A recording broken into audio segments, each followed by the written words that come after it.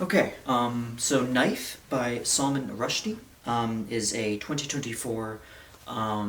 memoir. The full title is Meditations After an Attempted Murder, and is a kind of a little bit off, not a little bit more uncommon from Rushdie, since it's not fiction, and it's pretty straightforward, but it does blend kind of different, certain premonitions he's had and stuff like that. So, but it is obviously his main thing is like magic realism is what he's known for, in the vein of Gabriel Garcia Marquez and like maybe Horhess and all these other kind of triumph giants of magic realism who have paved the way for him. And it's basically him talking about the 2022, particularly August 12th, I believe. It was the very kind of heard around the stabbing that was probably heard around the whole world, I'd imagine. I heard about it, and yet I hadn't read anything aside from the satanic versions. I want to say I read that about 4 years ago, and I want to say that was kind of a mistake for me to go first into that, because that's actually the first thing, the copy, which I'm used to having to hold the copy, the holding copy, but that's the first thing that, I listened to the audiobook. I'll just be upfront about that, because the audiobook was actually interesting, because it was narrated by Rushdie himself, and I just like the way he recounted it, and I just figured I'd, give it a shot of hearing it rather than, and then I'll purchase a hard copy one of these days. But I do have Victory City, his latest novel, I believe, that's the one that he was going around doing talks and stuff, and he was in Chinookwa, which is in New Jersey, but more particularly he was going on his way to the City of Asylum in Pittsburgh, which is funny because I'm actually kind of in that neck of the woods, and like, hey, don't spread that around, not to say that anybody's gonna really care all that much where I live, but I don't try to be like that open about like where I live all the time, but I've mentioned it a few times, so I am, in that kind of not too far from Pittsburgh, but it is, I actually did go to that bookstore, the City of Asylum one. Weirdly enough, I had no clue, because this was probably, it was after the attacks, I want to say maybe last year, but I don't know, it doesn't really have any more synchronicity than, oh, I went to this place that Salman Rushdie was, talking about. Well, because he talks about, anybody who's read the memoir knows this already, the kind of factual details behind why him and, I believe, Harry Reese, I think he was the guy, he was the one that, he says that he's indebted for his life, because he was one of the first ones,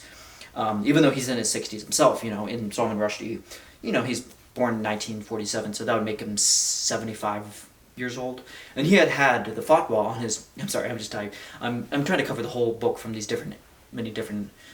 angles, and I'm just gonna kind of try to cover it from as many different.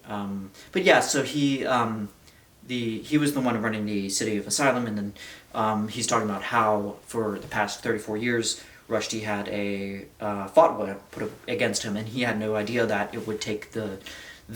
form of this young man, 24-year-old guy. And the first time I saw it, and this is probably maybe the more kind of judgmental, kind of maybe Western kind of mentality a little bit, but he looked a good decade older. I thought he was like at least in his mid-30s, maybe 40s, but yeah, he is. Yeah, so just a very angry young guy. I guess that's just what, not religion, but just it's not even has anything to do with religion. Like he talks again and again that he's not like vehemently anti-Islam, and I did recently listen to some stuff on like Sufi Islam and stuff like that, and how especially in the Middle Ages and the Golden Age of how and it's hard to kind of get beyond Avicenna, like discreetly recorded texts and how exactly what was going on, but like it was pretty astounding the level of wisdom and insight and polymath kind of people coming together and just creating, just trying to figure stuff, like trying to curious, keeping open minds, and all that happened with under the kind of under the kind of guidance of all these Islamic voices, and all throughout the Middle East and throughout Saudi Arabia, and it just it's just like there's so much good, really ripe popular culture from that. I mean, Salman Rushdie, he's Indian, he's born of an Indian in Bombay, India, I believe. I think it's now I think it's pronounced differently now. but yeah, he comes from that kind of background of, that all the tradition, and though even though he says he's I believe an agnostic and an atheist, don't quote me on that, but I don't think he's, he believes in any deities or anything like that, but even though he does have a pretty big respect for all these kind of mystical kind of magic realism, and his magic realism showing how in the Satanic Verses, which I'd like to reread some of these days, I think I went into it not knowing much about it, and he has talks about, I do feel really bad that Rushdie has been made out to be this like such a controversial figure, and he's just like this, he's just a writer. He's not trying to be in the spotlight. He's just like, had a reputation for being like a kind of a party animal, or like a somebody who's just like kind of living up this celebrity status, and like in actuality he was fearing for his life since 1988, and a lot of this I've heard from the other sources and stuff after a little bit more digging on the Satanic Verses, that the fatwa by the Ayatollah at the time was actually this guy that was basically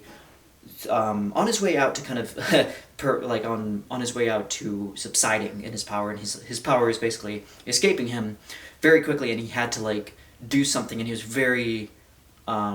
power hungry, and he wanted to kind of hold on to the last remnant, so he ended up doing that fatwa basically on Salman Rushdie, because he was, it's the first kind of thing that he really didn't really think it through. It wasn't even it was more so a power move, and he was I believe he was the main kind of priority wasn't really that much of a religious one as you might think. So, but it was he had to play in blood, and the young man who he refers to throughout the memoir as the assassin or this or that, he describes as being just he says something to the effect of I wish I had the exact quote, but people making him out to be all throughout the media saying that what a devil, what a horrible person, and he's just thinking Rushdie's saying that he's just a kind of just an oafish, dumb young man, you're making him out to be worse than he is. He's I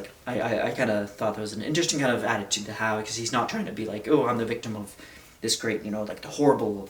of religion and stuff like that, but the young man had he had a kind of weird background, because he was from New Jersey himself. And so I think in somewhere in between him, Rushdie getting to Pennsylvania on his way there to Pittsburgh area, I guess, he stopped through Chautauqua in New Jersey, and that's kind of where the native of New Jersey, Hadi, I think his name was Hadi something, Amar, I think. He actually was born of Pakistani parents, I think, and he basically got radicalized through listening to a bunch of different people on lectures online. So he kind of spent a lot of time just kind of hiding from the world, and then he ended up taking boxing classes and all these different things, and learning all these moves. And in the last basically month, so he really wasn't all that prepared physically for the attack, but he was maybe a great deal younger than Rushdie. This is really a pathetic move on his part, because it's it's so stupid that I shouldn't even bother arguing against it, but at this point, but it's so set in stone. But this idea of a 24-year-old guy attacking somebody over 50 years, your life, that, this kind of just kind of a meek old man that, I don't say that in a pathetic way, a meek, look at this guy, but I just mean that, he's in a guy who was Rushdie was basically trying to, felt a little bit bad about his weight, and he was talking about when he was referencing to the paramedics afterwards, and then he was slowly regained consciousness, but he ended up losing an eye, and then he's kind of meditating on that meaning of what it's like to have one eye, and then he talks about these other instances of stabbing. Some of them were pretty famous literary figures. I didn't know until I read this that it was there was a attack on Samuel Beckett, and he was almost attacked with a knife by a crazy Irish guy, just one crazy Irish guy that kind of, it might have been kind of I'm not sure what that guy's psychotic state was, or but what his intentions were. But I think it might have been a little bit like the Andy Warhol kind of killing by Valerie, what was her name? she wrote the Scum Manifesto, and then it might have been something where she was just, it was like this guy was just out of his mind, didn't really know who Samuel Beckett was beyond a few little kind of like tabloid things, or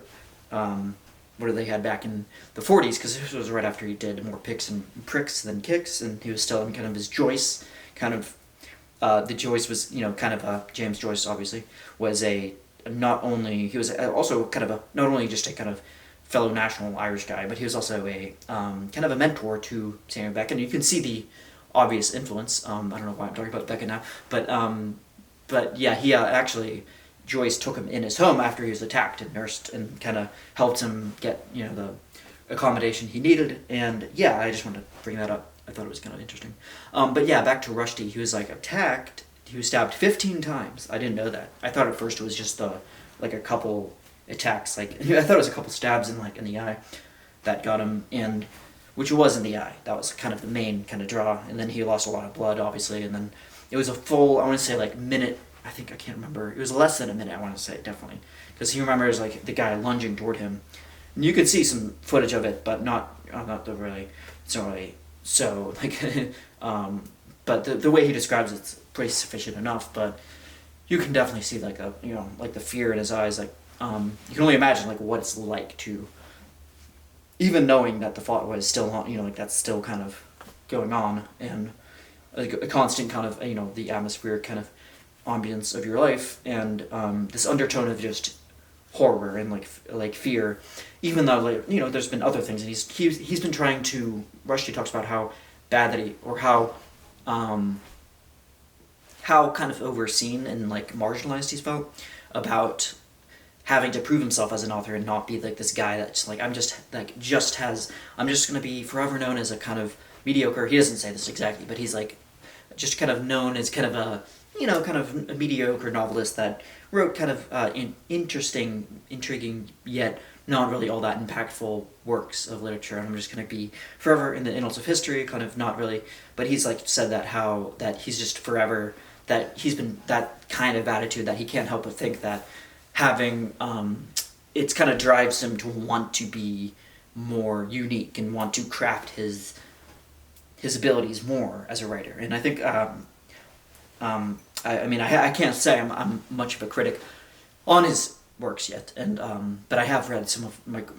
Gabriel Garcia Marquez and Jorge Hess, and I've loved them, and he's a fan of those people, so I think like that influence running through his veins. I think even without them, I think his writing stands like he's obviously a capable writer. I don't know what his first works were. I think he said he published 10 books before, when he was in his early 40s, and the thought was put on his life, and how like there was like all these different kind of like, because England was like way more tough on him. I think the publicity, like the endless tabloid kind of media, kind of people just constantly just publicizing every last bit of his life, just vultures pretty much. And he's, they're trying to, like, I think that he got so sick and tired of it that he moved to the U.S., I think, and he kind of unofficially resides there in varying different places. And I think he jumps around, I believe. But I think he, oddly enough, where the attack began is kind of where he feels safest, or felt safest at some point. But yeah, he says that he, like, all these different, there was, like, at a certain point, like, people, some of the U.S. kind of security forces and like government in general was like kind of getting tired of like this guy that they're like how long are we supposed to like babysit this guy, and he was like he was like saying, accounting for all that stuff and like trying to look back and like think about all of those different things and how I don't know, I don't want to get too much in the politics of it, but yeah, that is most of there has to be something else that was missing that there was in there. But yeah, he has a lot of really great insights into that, those 30-something years of, under the fatwa, trying to find peace and trying to find some sense of normalcy. And then he talks about meeting I believe his second wife. But yeah, she was the one that, like definitely like helped nurse him back, and then, he's like says that he's like indebted to her as well, like just like by to like put up with all his like kind of what he perceived to be at least kind of pathetic mopiness or whatever, but and yeah, that's, and even though it sounds cliched or whatever, like that he's my rock kind of thing, but I think like he definitely was kind of onto something with that, with like the power of like a strong relationship that's not just like a kind of kind of the glitz and of of two people like in the famous sphere, and that are it's like more than that, like there's an actual pragmatic kind of like a duty bound love that transcends just the circumstances around them, which I think is a pretty compelling thing, I think. But yeah, that's all I have for Salman Rushdie's Knife, and I definitely recommend it. Just some FYI and a little bit of a trigger warning on some of that stuff is like it does get a little bit, but not any more or less than any other book. I mean, it is, it's like, it is a real thing that happened, I mean, assassinations like this happen, and like he's lucky, he counts himself lucky, and that it didn't take his life, but he felt like there was like some moments where it was like pretty close, where it was like he was like describing the kind of exact details that might upset some people. So, but I wasn't like particularly put off by it. Anyway, but that is all I have for Knife, and thank you for watching.